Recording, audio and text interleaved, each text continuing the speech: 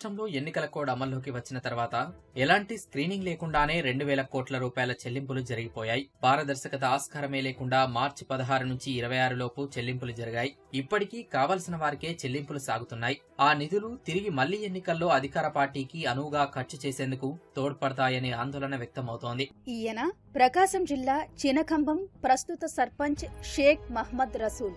వైకాపా మద్దతుతోనే ఎన్నికయ్యారు. 2 దఫాలుగా సర్పంచ్ పదవిలో ఉన్న రసూల్ కుటుంబం ఇప్పుడు అప్పుల ఊబిలో చిక్కుకుంది. చేసిన పనులకు ప్రభుత్వం బిల్లులు మంజూరు చేయడం లేదని ఉన్న ఆస్తులు అమ్మేశారు రసూల్.